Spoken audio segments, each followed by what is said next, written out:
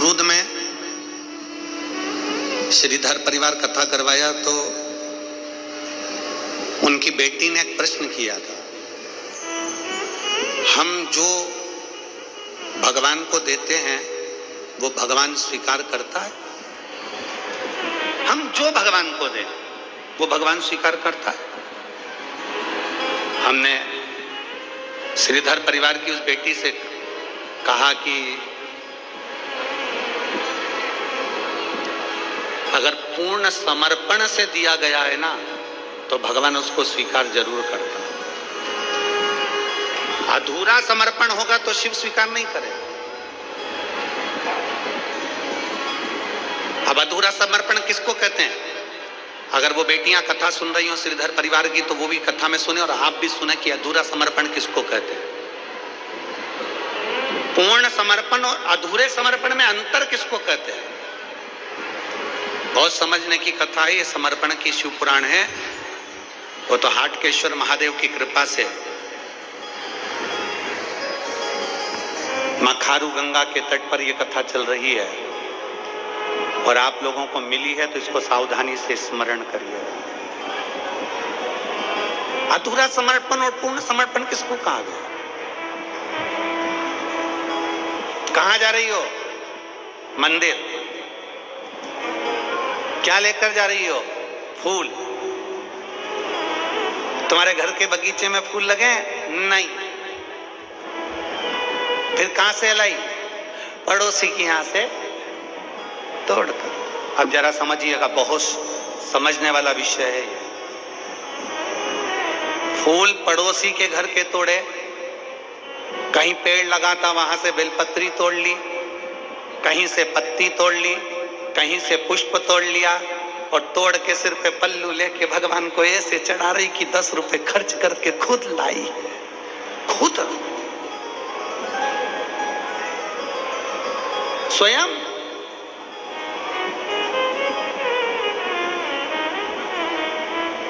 अब बताओ, फूल किसका? बोलते जाओ, जल्दी जल्दी बोलो। पड़ोसी का। पत्ती किसकी? पड़ोसी की। चढ़ा कौन रहा है? तुम। और सरल भाषा में समझ जाओ, पीपल के पेड़ की पूजन करने गई थी, बट सावित्री की पूजन करने गई थी, आंवले के पेड़ की पूजन करने गई थी, माँ किसी की लगी लगाई थाली मिल गई, कंकुर, होली, मोली, चावल, हल्दी सब रखा था और इतने में तुझे लगी लगाई थाली मिल गई और वो बेचारी महिला तो पूजन कर रही थी और उसी की थाली में से फूल लेके सब चढ़ा दिया। अब बताओ ईमानदारी से, सावित्री मैया खुश होगी तेरे से?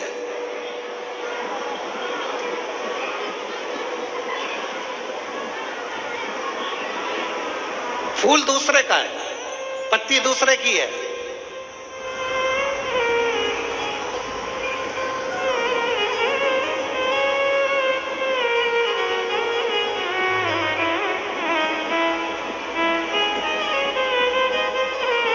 हमारे जो पंडित लोग रहते हैं ना, हम जहाँ ठहरते हैं तो वहाँ हमारे पंडित लोग ब्राह्मण जन जजमान को बता देते हैं कि देखो गुरु जी यहाँ ठहरे हैं, ठाकुर जी की सेवा चलेगी, कल्लू जी की, शालिग्राम जी की सेवा चलेगी, भोलेनाथ जी की सेवा चलेगी।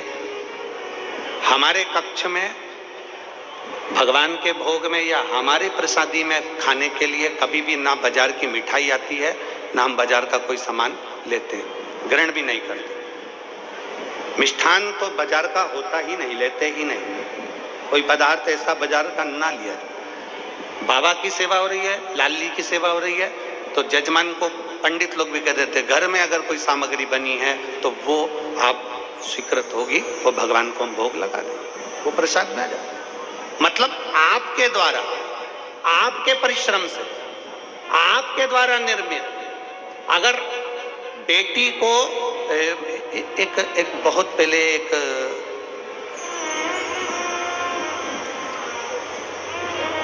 कोई फिल्म का एक छोटा सा शॉट था, अब हमें उसका नाम तो नहीं मालूम, परंतु उसकी बेटी ने लड़के से शादी कर ली और शादी करने के बाद वो कलेक्टर की पढ़ाई कर रही है और कलेक्टर की पढ़ाई करने के समय पर उसका पिता बेटी से मिलने के लिए आता है और बेटी अपने पति की ओर देखती है कि घर में कुछ भी खिलाने के लिए नहीं है, तो इतने में अंदर जाती है, पुराना 1 दिन पहले का चावल पड़ा रहता है, उस चावल में दूध मिलाती है, शक्कर मिलाती है और अपने पिता को लाकर दे देती है। पिताजी पूछते हैं, बेटी ये क्या है? बेटी कहती है, पिताजी ये मीठा भात है। मीठा भात? बाप उसको खाता है, प्रसन्न होता है कि मेरी बेटी ने अपने हाथ से बनी हुई कोई सामग्री मुझे खिलाई और मुझे उसकी प्रसन्नता है। उसी तरह भगवान कहते हैं मुझे पूर्ण समर्पण चाहिए।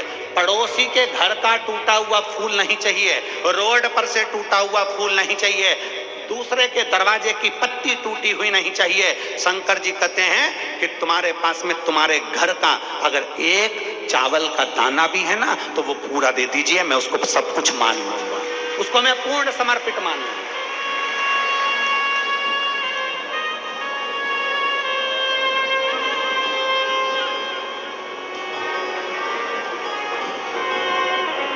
हम उसको पूर्ण समर्पित मानेंगे। हम फूल दूसरे के घर का ले जा रहे हैं, पत्ती दूसरे के घर की ले जा रहे हैं और भगवान को चढ़ाकर सोच रहे हैं कि मेरा पशुपतिनाथ का व्रत पूरा हो गया। जी पशुपतिनाथ का व्रत कभी भी असफल नहीं होता। पशुपतिनाथ का व्रत हमेशा सफल होता है, बस उसको ईमानदारी से और पूर्ण समर्पण से करो। इसलिए हमने पशुपतिनाथ के व्रत में बार बार आप लोगों को कहा, घर में भोजन तैयार करो, मीठे का सामग्री, खीर बनाओ, हलवा बनाओ, सीरा बनाओ, मीठा चावल बनाओ, तुम जो बनाना है वो घर में बनाओ, थोड़ा बनाओ, भले जितना भगवान को भोग लगाना है उतना बनाओ। फिर हमने कहा अपने पास जो हो, जब तुम्हारे 5 व्रत पूर्ण हो जाएं, अपने पास जो हो, फूल हो तो फूल, पंखड़ी हो तो पंखड़ी, मूंग हो तो मूंग, चावल हो तो चावल, 108 वो समर्पित करो जो अपना है, जो अपने पास है। पड़ोसी के घर से तोड़कर पशुपतिनाथ के व्रत में एक फूल भी मत चढ़ाना। अगर बन सके 10 रुपए दिए, 10 रुपए का फूल लिया, 5 रुपए लिए, 5 रुपए का फूल लिया। यहां तक शिव महापुराण की कथा कहती है कि मंदिर में अगर जल चढ़ाने जा रहे हो, और पहले तो आप लोग क्या करते थे, जब आप लोगों ने शिव पुराण की कथा नहीं सुनी थी, पूरी दुनिया के लोगों ने जब शिव पुराण की कथा नहीं सुनी थी, तब तक लोग क्या करते थे, मंदिर में से ही पानी भरते थे और शंकर जी को चढ़ाते थे। बोलो सही है कि गलत है? पर जब से लोगों ने शिव पुराण की कथा सुनी, तब से लोग मंदिर का पानी नहीं लेते, अपने घर से जल भर कर लेकर जाते हैं और शंकर जी को चढ़ाते हैं, क्योंकि पूर्ण समर्पण चाहिए। लोग हमसे पूछते हैं, महाराज जी पहले भी हम जल चढ़ाते थे, तब तो महादेव सुनते नहीं थे, आज के समय में हम जल चढ़ाते हैं और महादेव सुनते हैं। सारी समस्या का हल 1 लोटा जल। अब ऐसा क्या है, थोड़ा अब ऐसा है क्या, ऐसा क्या हो गया कि 1 लोटा जल सारी समस्या का हल हो गया? क्या पहले 1 लोटा जल सारी समस्या का हल नहीं था?